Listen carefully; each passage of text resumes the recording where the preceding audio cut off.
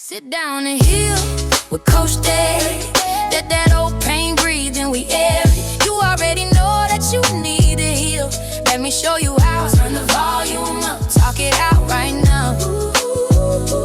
Sit down and heal with Coach Derrick. You picking through, can you feel it? You already know that you need to heal. Let me show you how. Turn the volume up. Talk it out right now. Yeah.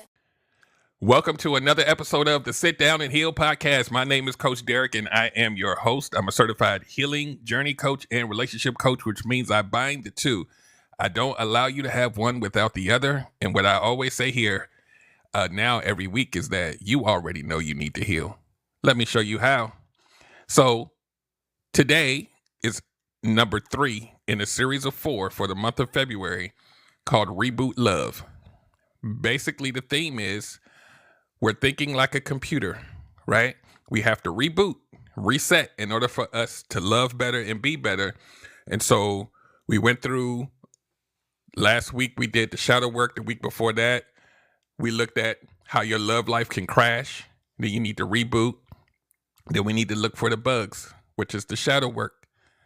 When you figure out what the bugs are, and you clear them out. Now we got to look at today's topic, which is communication updates. We got to update the computer now, and we got to make sure that we update it without messing up the computer. We got to get some new skills in there, some new updates, so that when we do go back out there and we date, relationship, whatever we do, we have better communication skills. So this isn't going to necessarily be a primer on all the communication that we can do to help. But it's going to give you some really poignant bullet points that you can take with you, right? Because again, when I do these podcasts, this is not the coaching. And I repeat, this is not the coaching. The coaching happens off of here. So if you need me, you can go to sitdownandheal.com. You can go into the bio of most podcast platforms. And because this is a podcast, well, not podcast platforms, social media platforms. The podcast part, this will be also put on Spotify and Apple Podcasts and Amazon Music and Pandora and iHeartRadio and everywhere else you can get your podcasts. I'm already there. So let's get busy. Yeah, I'm showing my age. So communicating. How do we update how we communicate? Do we even understand what happens when we're communicating? Because a lot of times we look at arguments, we look at conflict, we look at how we communicate with our partners or the people we're dating, but we don't understand why it turns out certain ways. We don't understand why and what happens to us internally when things happen that we don't like. We just know that we need to react to them in real time, but we don't realize where it comes from, right? So I have some notes here. So I want to make sure that I honor my structure. So, first thing we're going to talk about is why most relationship, and I'm saying this very slowly, because some of y'all, this is going to hit home for a lot of you guys. So just pay attention to what I'm going to say. Why most relationship conflict is nervous system conflict, right? So some of you guys will know what that means. But when we say, and this is something that I talk about a lot because I had to learn this the hard way. And most of y'all are going to learn this the easier way because you have me now. Nervous system conflict simply means that when you have a conflict, it's not a lot of times about the actual issue. It's really about how the other person is triggering you. And how you respond to those triggers are most likely the culprit of the actual conflict, right? So sometimes that conflict ends up coming to resolution. A lot of times that conflict just makes it worse. Most times we're just reacting to being triggered. And most of the time when you're doing what I call a tennis match of triggering each other's nervous system, and you keep going back and forth, nothing gets resolved. It's two little kids fighting at recess because it's not the adults being present anymore. Your nervous system gets triggered. Now you have to fight for survival, right? And this is where your trauma responses, the fight, flight, freeze, and all of those, right? We're not going to get into all of that tonight. But think about it. If you really think, really think, and I'm trying not to go ahead of my notes, but then again, I could just freestyle this thing for y'all. You really got to think about this. When you think about conflicts, a lot of times it's something as simple as it could be a problem, but in that talking, in that conflict, that person may do something that makes you feel disrespected. That person may trigger something in you because their voice elevated. Now you have to be on the defensive. But is it you, or is it triggering something even deeper? Your reaction almost kind of has like a scale, right? Up here, we're talking trauma response, childhood wounds. Down here, we're reacting to it because we're trying to work on solving a problem. Most of the time, our conflict, it's way up high, but it doesn't have to be that high. We made it that high. Listen to my words. We made it that high, not your partner. Your partner may piss you off, but that's kind of like in the middle tier. Once it jumps up to the top, a lot of times that's something in you that, where did that come from? Sometimes the partner would look at you and be like, what? All of that for me? Like, we were just talking about, I put the fork in the wrong place in the drawer. Like, why the hell? Why are we arguing about that?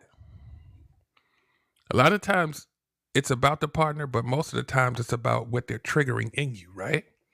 So we have to be cognizant of how we show up, right? This is the healing, right? I'm the healing journey coach. So we gotta take it there. We have to be cognizant about how we impact others.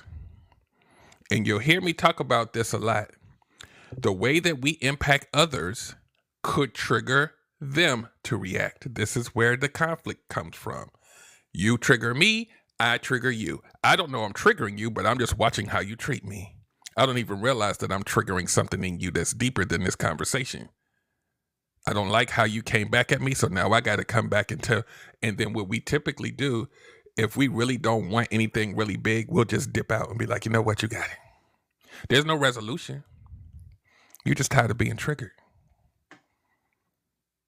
So you move on to the next argument with all that still on you because you didn't resolve it. Now the trigger gets bigger. Yeah, I said it, and it rhymed. The trigger gets bigger. So now my little boy and your little girl are fighting. The adult versions of you want to talk about the issue, but those little, wait, who are you talking to like that?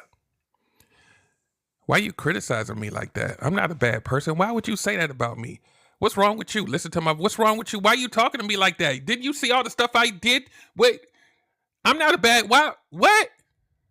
And they're like, so now you defending yourself because you just got criticized. Pay attention to what I'm doing. The person on the other side who's doing the criticizing, or you think that it is, here's this. Why you think I'm a bad person? You hear my voice went up? Their daddy used to yell at them. So now we got what? First of all, it don't even matter what you did. Who you talking to like that? So now we got some conflict. We don't even know what the issue is anymore. We're not talking about the issue.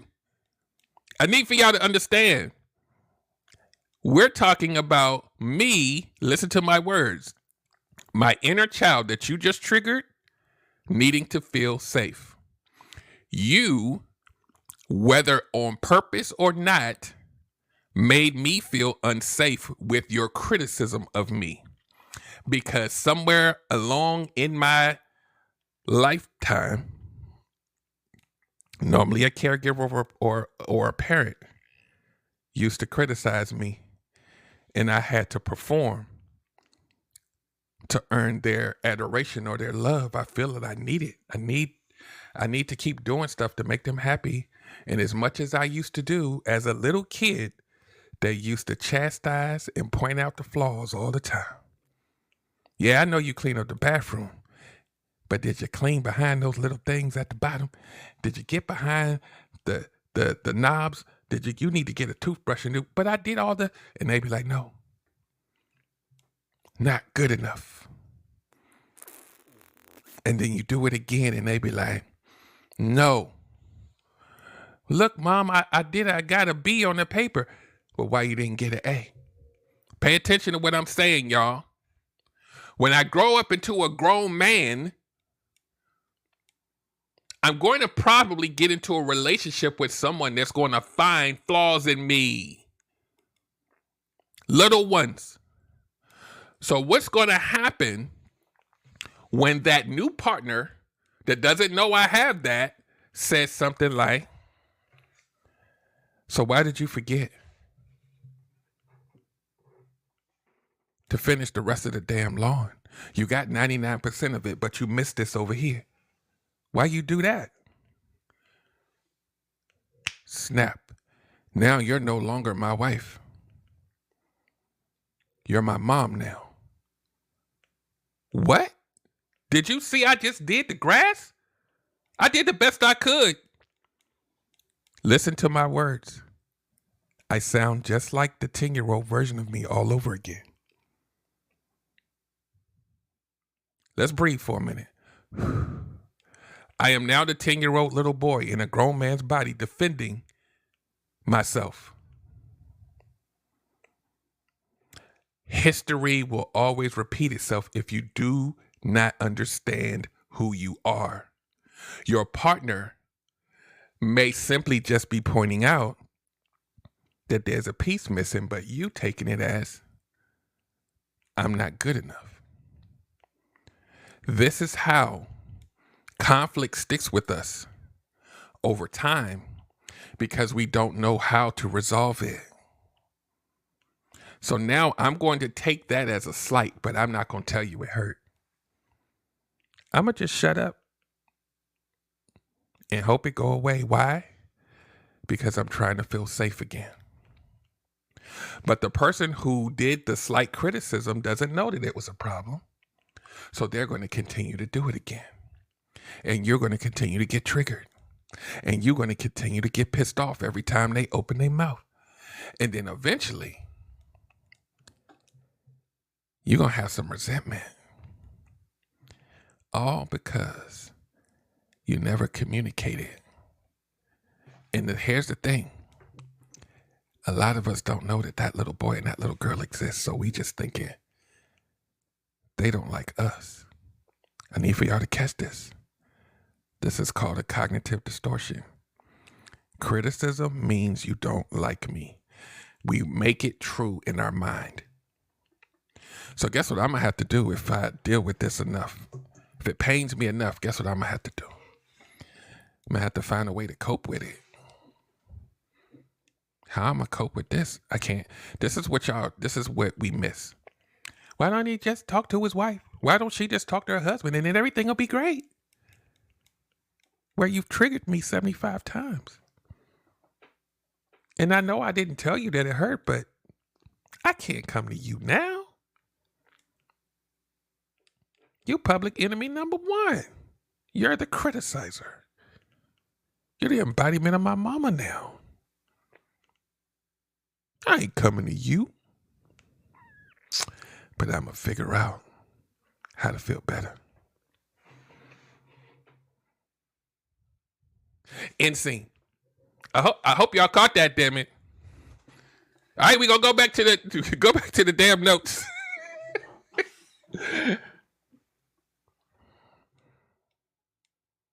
It starts off small. That's why you don't see it coming. It starts off small. This is why the healing journey, the shadow work, the understanding of the inner child. We talked about shadow work on the last episode. We got to understand ourselves, or we going to be sitting and suffering in silence, resenting, and then we going to blame it on marriage. Stop it. Stop it. It's not cute. Marriage ain't do nothing to you. You don't have a marriage problem. You don't have a dating problem. You don't have a relationship problem. You have an inner child problem. That's why I'm here to help y'all. You see how my voice changed? That's why I'm here to help. I'm talking to your inner child. I got you. Let me help you help you. So let's move right along.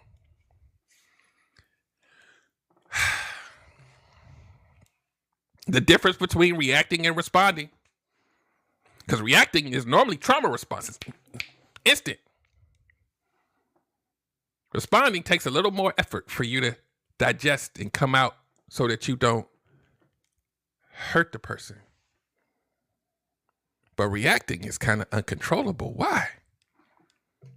Because if you have inner child wounds, which most of us have, when that thing gets triggered, you fighting for your life. Your nervous system, right? We talked about this nervous system conflict. Your nervous system feels attacked. So it needs to fight. You know, some of us fight differently, right? Some of us aggressively come at you. Some of us, our way to fight is to retreat and back off. Some of us, the way that we fight is we try to placate the person so they can calm down so we can feel better. You're going to do something to make yourself feel safe. Even aggressive, angry fighters, people with big anger, their anger is how their inner child learned to get back to calm. They got to fight you first, right? Y'all know people that any stimuli will just piss them off and they lash out with anger and you don't even know where it came from because something in them got triggered by something really tiny. And their brain makes it true. And they have to fight you for them to get back to a place where they feel safe. Right? We see this in practice. We see this out in the open, right? And it probably still happens, but back in the day, these dudes used to get pissed off if you accidentally step on their shoe. They ready to kill, unalive you. Because something in them felt disrespected. It went from 0 to 100 real quick. Environment, parents, anger. You don't just become the person that stepped on their shoe. You're the embodiment of everything that they felt like they needed to fight in their life. That's why it gets so high. They looking around at everybody else thinking everybody else is looking at them not respond to getting stepped on when nobody ever saw it. Our brains make it true. So when we have conflict, especially in relationships, are we really fighting our partner? To the untrained eye, it looks like it. Or are we fighting the fact that our inner child got triggered and we need to fight for our safety? Because we talk about trauma here. When somebody triggers us, it's safety. It's a Mack truck is about to hit me. How do I get the pressure off my back? Oh my God, I want to run, but I can't because. So the only thing I know, who are you talking to like that? I need to go in the other room. Let's leave me alone. If you really, really look at how we respond to conflict, like if you think about any fight that you had with a significant other, right? If you think about how that person reacted to you, how that person spoke to you, if you step back, if you was a fly on the wall, the behavior will look very childlike. The behavior will look like a little kid defending themselves. The behavior will look like a little kid with a temper tantrum. It will look like a little kid running to the other room and closing the door. Why is that? Because it's the little kid that got triggered. And so it's behaving, pay attention. It is behaving the same way it did when the original trauma happened. They're reliving it in real time and don't even realize it. So you're going to see some arms folded. You're going to see some silent treatment. You're going to see some running into the other room. You're going to see somebody yell. You're going to see somebody get angry at the snap of a finger. Y'all ever seen a grown ass person have a temper tantrum? And you'd be like, what? They lip poked out and everything. And you'd be like, how old are we? This is real, y'all. That little kid got a wound. A lot of times you can have conversations with people when you're dating and you're like, how old are they? See, to the untrained eye, we just think this is just adults doing adult things until you realize where it comes from. Once you realize that there are inner children in all of us, you start to see people differently. Once you start this healing journey, you be like, wait, they've been through something. We as an adult, we know people been through stuff, but when you actually do this inner child work on yourself, you're going to start to see it in other people in real time. You're going to be like, wait a minute. That looked like a little boy running off. He just ran down to the man cave and closed the door. He's running. He's a runner. He's a track star. Where's that come from? He don't like talking about stuff. He just run. You think he just learned that with you? He's always done it. Always. You just happen to be the current person that they're with. But here's the kicker, right? Damn these notes. Here's the kicker.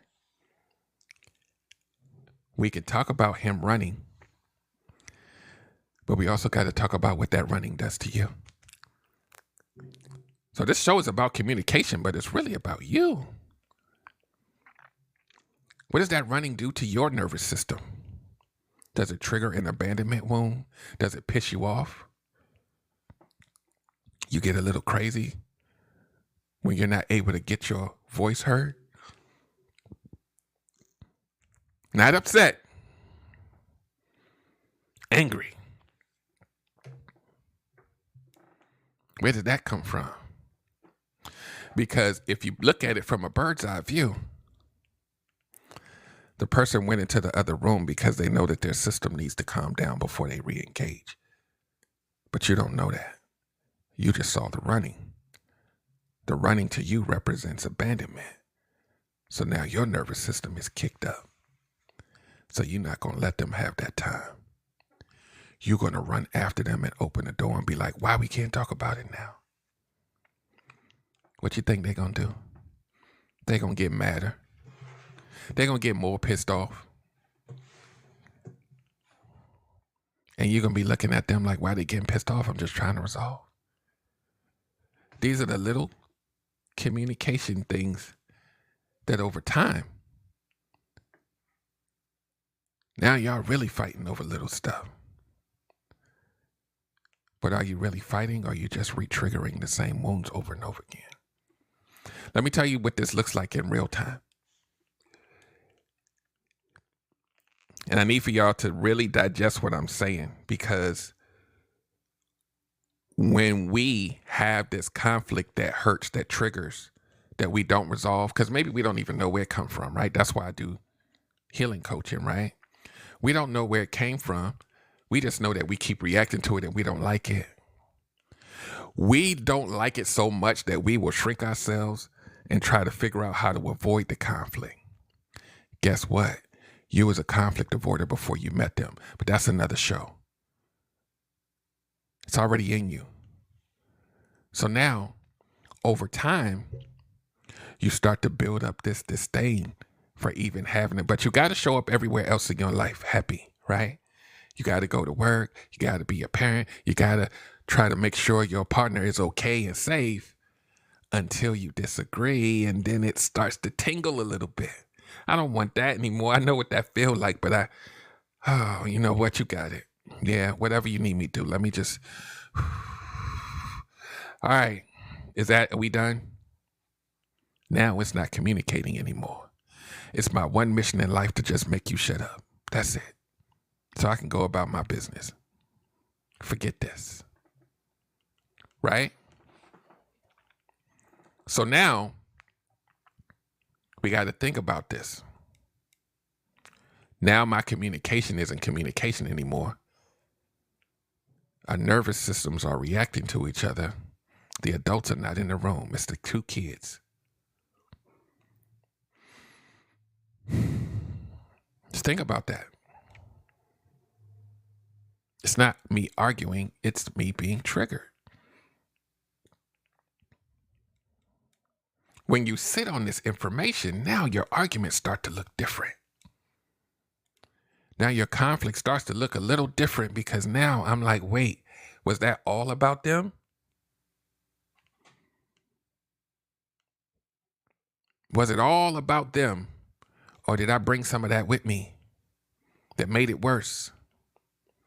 We have to take accountability for our parts sometimes. And we also have to look at the fact that there's another person that has their own life experiences and their own wounds. And this is the sick joke of the universe. You probably will fall in love with the person that's supposed to teach you a lesson about your nervous system and your inner child. It's a sick trick. You bind because they're the most unique person to push your trigger. When they push your trigger and you feel it, it's supposed to teach you a lesson. But we don't learn our lesson. We just know that it don't feel good. Now, that doesn't mean that the other person is good or bad. It just means they're putting your life to show you something about yourself. How you show up in communication. It's a sick trick because it hurts. We didn't sign up for the lesson to hurt, even though that's part of it, unfortunately. And when I say hurt, it could be something as simple as the person running into the other room. It hurts me. I feel abandoned. It triggered a wound in me that I probably didn't know was that strong. But it should be teaching me a lesson that why my chest feeling all tight right now just because they went to go take a break for 30 minutes before we resume. What is that? Lesson. No, forget the lesson. She don't want to handle this thing. Let me go get her because I'm waiting too long. Ain't no lesson now. Ain't no lesson now. Right?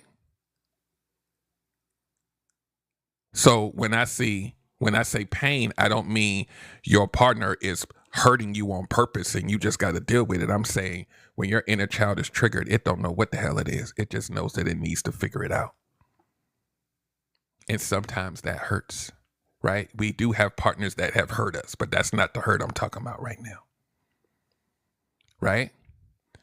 Once you start to heal, once you start to be more aware, then you get to have an understanding to where you understand that it's not pain. It's your inner child fighting for safety. Now you get to talk to that inner child that you've learned how to talk to because you got coaching through Sit Down and Heal coaching. Now you have more understanding. And sometimes that understanding means you leave. Sometimes that understanding means you have a more higher level communication with your partner so they understand what's happening. Right?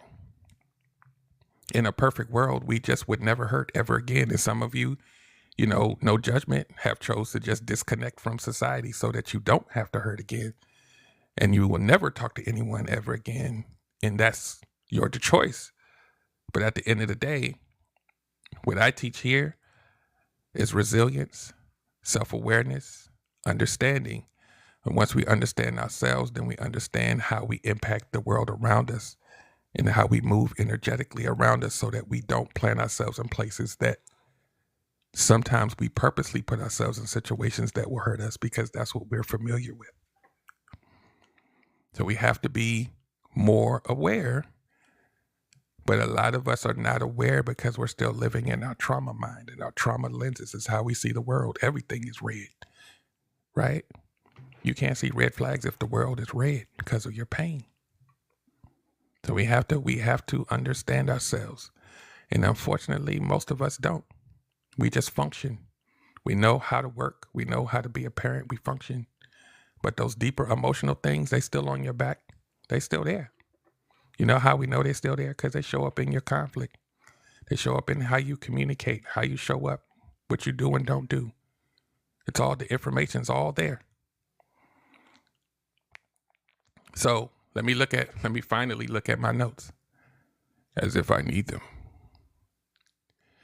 So now we got to think about this in context.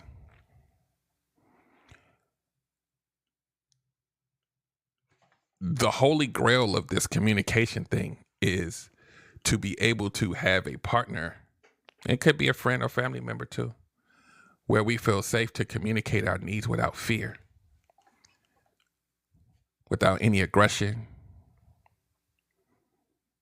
And hopefully you'll have a partner that's receptive to how you deliver it. Right?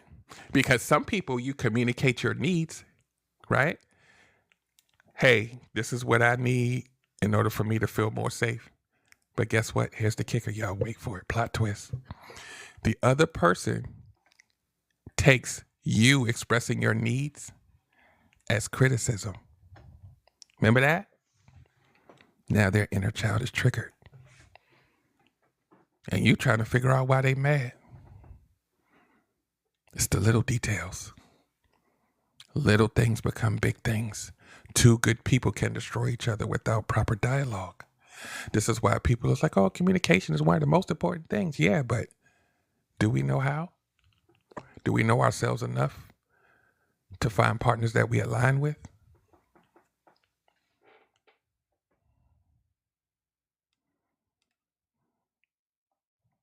So we got to think about this as we talk about communicating.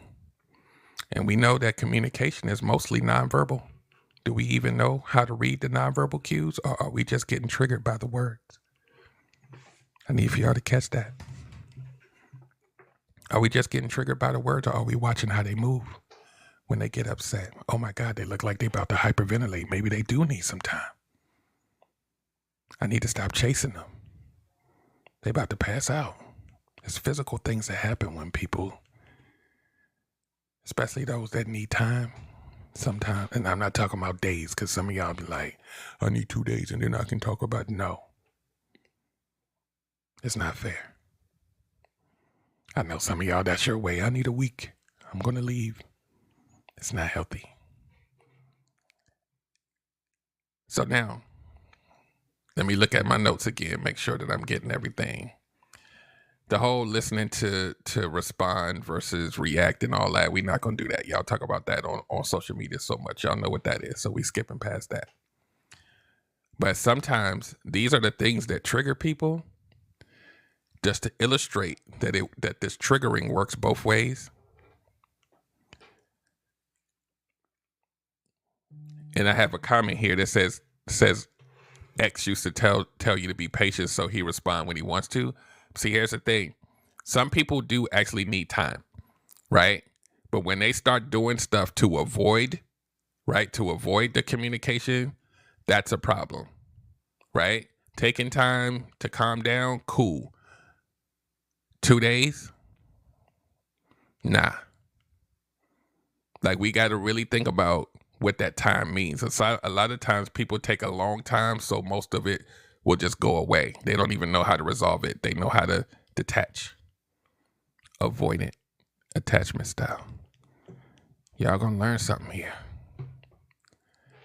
So now, some things that trigger people, but to us, It makes us feel safer if we do it, but it will drive the other person mad. The silent treatment. That silent treatment will drive you mad. And a lot of times the silent treatment don't come with an explanation. It just happens. And you trying to figure out, what the hell did I do? You don't hear no noise, nothing. It's going to trigger me too. But the person that's given the silent treatment, that's how they know to soothe themselves. Right? But it's dangerous. It's manipulative sometimes. It will trigger someone. Some of us do excessive people pleasing to try to get through things. If I just do more, it'll just be over. If I just give them whatever they say. You don't resolve that way. You're placating. Placating will eventually cause you to never have a voice, because the other person always going to get their way, because that's your way of shutting them up so that you can be calm. Remember, your inner child is trying to find a way to be safe. In trauma response, this will be called a fawn. You're going to try to do whatever you can to make it go away, even if it's not in your best interest at all. Now, that doesn't mean you always get your way, but if you never have a voice, what are we doing? Shrinking, suffering on purpose. We chose a partner that makes us feel like we can't talk to them. In year 1, year 2, year 5. Hey, Coach Derrick, how can you make my husband be a better communicator? He never was. But you knew this. You gotta think about these things. What's one of your deal breakers again? Somebody that don't communicate well? 5 years. I'm looking at you now. So now, over-explaining, it's another trauma response. That's one of mine. Because criticism triggers my inner child, and I need to over-explain why what you're saying is not true. And it could be true, but because I'm triggered, I'm going to go give it some extra stank on it so you can see it my way. So my inner child could be soothed. Once you say, okay, I get it, now the inner child is calm. I'm working on it, y'all.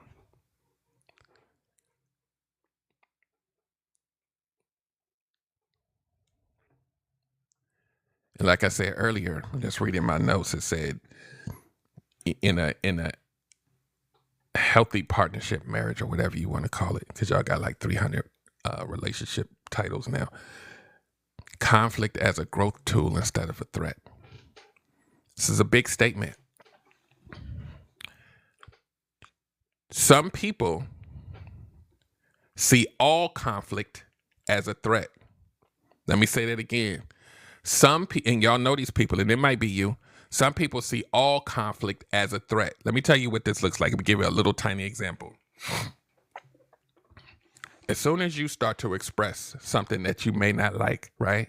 Something that's something that bothers you, something that's a need, and you say, hey, you know what?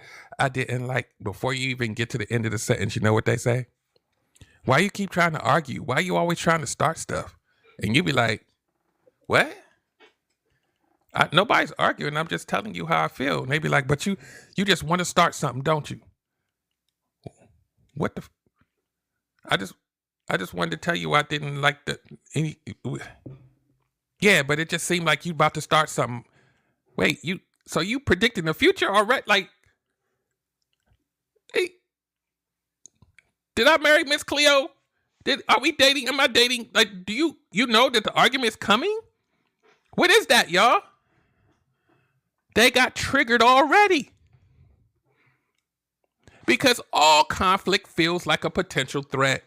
So their inner child is already at the ready to be defensive. And it's not gender specific. Y'all know these people. They think everything you say is about to start something. They so afraid of that. Where does that come from? It was in them before they met you.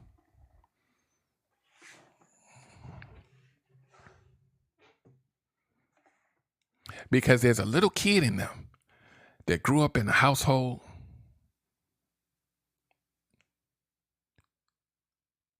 where everything they did was a problem.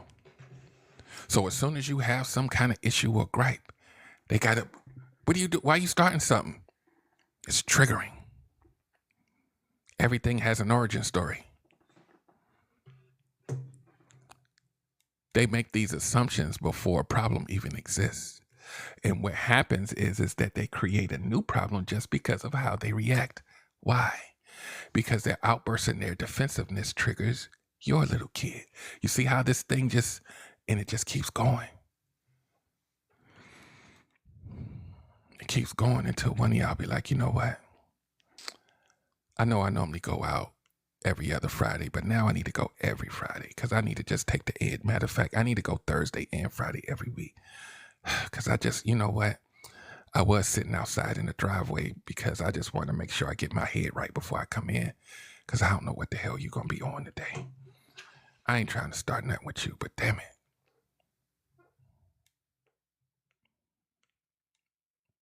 Let's breathe.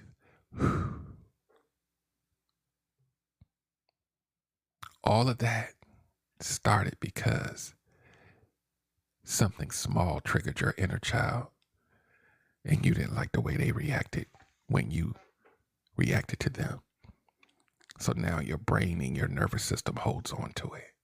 The next argument, you might bring some of it back with you. And a lot of times we'd be like, why are you talking about old stuff? People who bring up old stuff normally have not healed from the wound. And we want to be able to tell them, you better hurry up and heal from it so I can feel safe. Pay attention. I need you to hurry up and get over it so I can feel safe. Not for you to be healthier, for me to feel safe. You know, you ran into that other room. You said you needed about 30 minutes before you re-engaged the conversation. I was good for like the first 10, but now I need to be safe. So hurry up. It's taking too long. Well, I said I needed 30 minutes. Nah, I need to feel, we're going to talk about it now. Ooh, I know y'all know what I'm talking about. Now I'm not giving you what you need. You've expressed you needed it, but I don't give a damn because my inner child is going crazy. Why they leave? Are they leaving for good?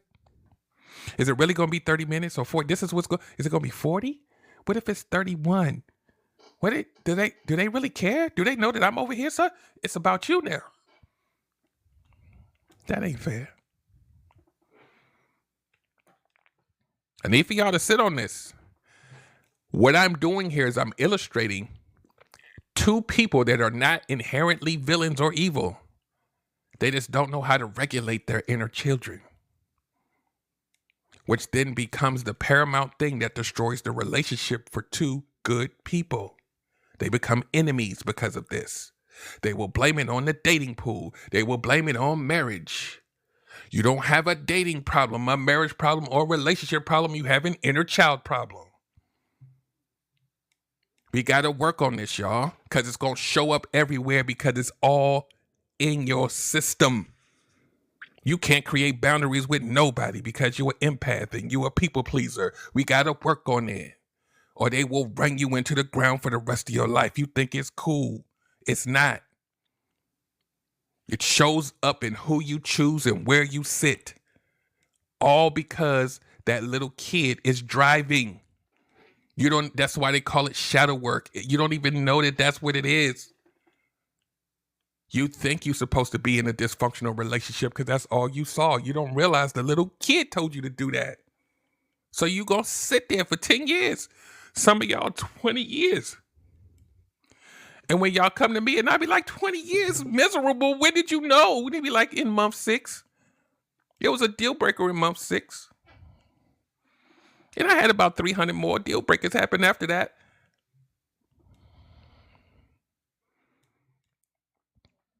And I'm like, did you tell him you didn't like? Nah, I didn't tell because I didn't want him to be mad. 20? So now I'm not here to pass judgment, but I'm like, we got to talk to that little girl. Because she been driving for a long time. She's scared to say it. Imagine. Well, I won't even say imagine. Most of us been there. Being in a relationship with somebody that you were afraid to talk to. Not because they threatened you. There's no bodily harm. You're just afraid to ignite whatever that was. So you then perpetually just always do it. What are we doing with our lives when we don't choose to understand ourselves, to become more aware? I know survival mode is on your back. Some of y'all got kids that's in like football and soccer, and they have worse schedules than the actual NFL. You got to travel like you on a professional team. We got to go to Florida, and then we got to go to Texas to this tournament. You don't even have time to think about healing. You don't have time to even take care of yourself. What? But you got to make time for you, or you will be destroyed on the inside.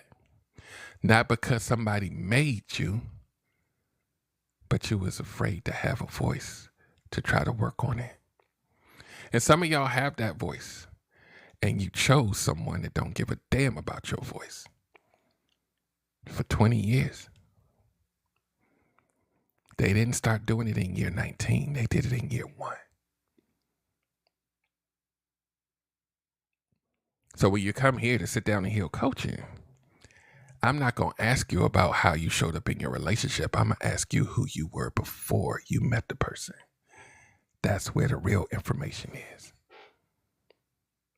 That's where we get to see the little girl right before she picks him, right before he picks her. That's where okay, so you stayed because. You chose because. The little girl didn't want to feel abandoned. The little boy didn't want to feel betrayed. They picked that person and they attached to them for these reasons. That's why you stayed for 20 years. Most of this information has nothing to do with your partner. Most of your communication issues are about your partner, but they're not because of your partner. I need for y'all to understand this. And sometimes people are going to be, he's victim blaming. No, this is human behavior. I'm not talking about all the egregious stuff that happened after you stayed too long. I'm talking about the point where you made a decision to stay too long. That's about you.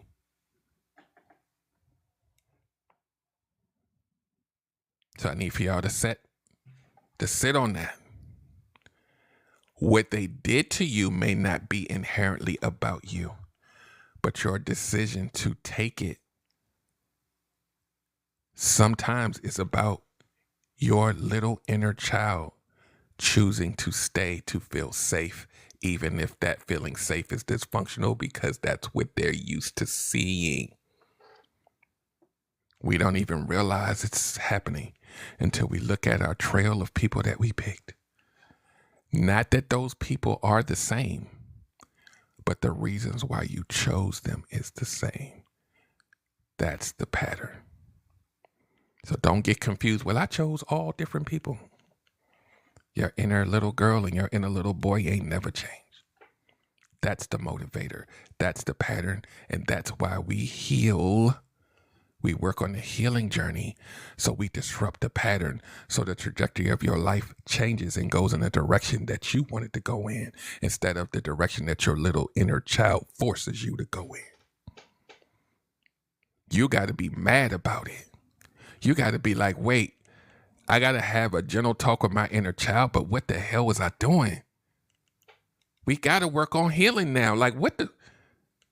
So I'm glad you asked. Because now that you realize that you need to heal, how do you do it? I, as your healing journey coach, don't need to tell you that you need to heal. You know, it's my job to show you how. It's that simple.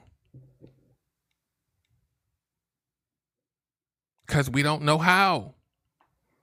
Nobody told us how. We just, we learn how to do? Hurt. We know how to get hurt. We know what that feel like. Let's try to learn something else. You know what happens, right? Human behavior, not gender. When we hurt without the knowledge of knowing how to heal, but we also want to participate in relationships and dating, but we don't know how to parse the things that I teach you here, the pattern recognition, the attachment styles, the shadow work, all of that stuff. If you don't know that stuff, you will repeat the behavior unknowingly and you will get hurt again. And you will get hurt again, right? And you'll be like, wait, the dating pool has pee, right? Your inner child is in the dating pool trying to find something to make them feel safe. Forget the vetting. Forget the we're not worrying about that. I just need somebody to like me enough not to leave me. That's the bar. So now think about it like this. Without the knowledge of rebooting yourself between these interactions, right? That's why the series is called Reboot Love. Without rebooting yourself between interactions, you are subconsciously choosing to torture yourself again on purpose.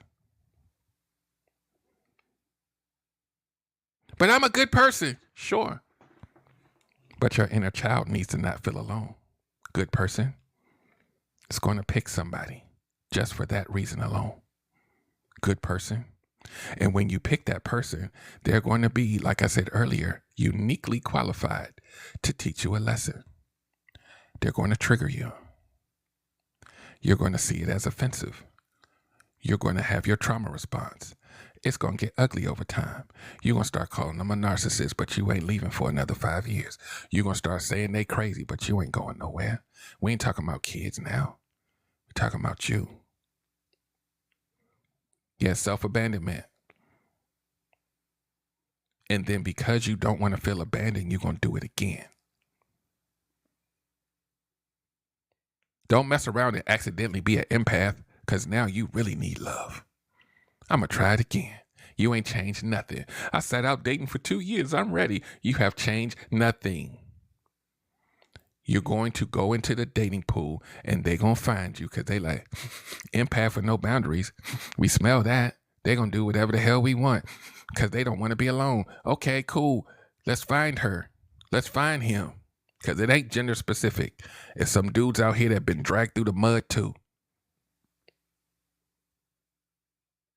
So then you get hurt again and you like, I just want to try again. There's no time in between. And even if there's time in between, did you grow? Did you learn? No. Same you, older. So all of you sitting it out for 5 years without dating, that's not the answer. Your inner child is your problem, not the dating pool. I'm not laughing. That little girl gonna keep showing up over and over. You be like, wait, but I sat out for 2 years. Why do I still keep? You know what you'll say? You won't even say it's you. You know what you'll say? I just don't understand why I keep attracting bad people. I keep attracting them. It hurts that they are attracted to me. Attraction? When did attraction hurt? Like in what era of human history did attraction hurt? Attraction don't hurt. But spending time with people that you don't belong with, now that hurts. But Coach Derrick, how would I know? It's the representative. They lied. How would I know? They're really good at hiding. Oh my God. This is where, as your coach, I'm going to be like, you know what? There are some good liars out there. But I'm going to ask you a question, right? This is how my coaching works. When you knew it didn't feel good, what did you do? When you knew it was a deal breaker, what choice did you make? When you knew that it was inconsistent, what choice did you make? When you found out that they was a liar, what did you do at that moment? The decision that you made at that moment. Because the decision you make at that moment isn't about them. It's a choice. So as much as they can lie and manipulate, your nervous system is going to register something don't feel right. What did you do? See, the reason why a lot of people skate past this part when they talk about how bad it was is because they didn't realize that inner child was picking in that moment. So they'll make an excuse. Well, I just wanted to give them another, like a fifth chance to make sure. I just wanted to see what would happen. I wanted to stay like at least the extra 2 years to make sure. A deal breaker, y'all. You're not supposed to stay when they're deal breakers. You only known the person for 2 weeks. What are we doing? See, to now bring this home about communication,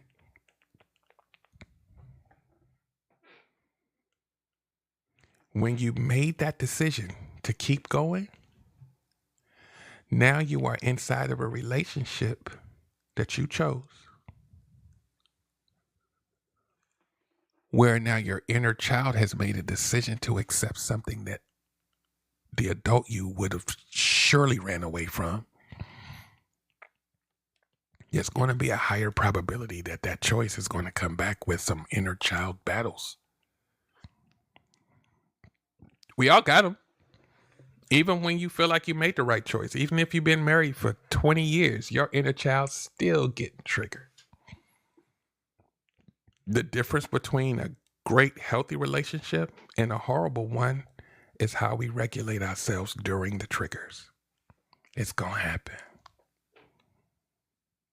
So then it would be almost mandatory for you to start a healing journey so that you can understand how to regulate your nervous system before you get into these situations.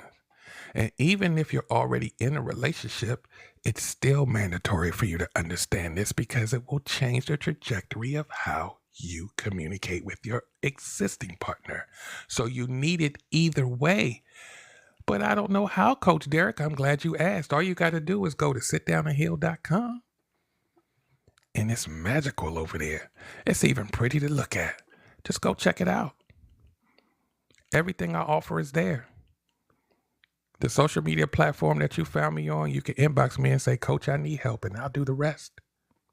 The coaching doesn't happen on the podcast, on anybody's podcast. You're going to have to do some habit changes and work, and habits don't change because you watch 5 podcasts. We got to figure out who you are so that you can become who you need to be. It's never too late. Because I heard somebody say, I'm 40, it's too late for me. I'm like, you got a lot of life to live.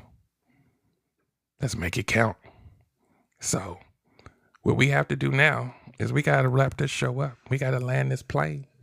We got to let y'all go to y'all's bedtime. So I appreciate you guys coming. Hopefully something, pun intended, triggered you to keep coming back. And if you come back enough times, maybe you'll trust me enough to want to sit down and heal. I appreciate you guys. I'll see you next week. Same time, same place, 7:30 p.m. every single Tuesday. And again, this is a video podcast that the replay will be uploaded to YouTube and the audio will be uploaded to Spotify, Apple Podcasts, and everywhere you can get a podcast. So I'll see you next time. Y'all have an amazing night. Bye-bye. Sit down and heal with Coach Derrick. Let that old pain breathe and we air it. You already know that you need to heal. Let me show you how. Turn the volume up, talk it out.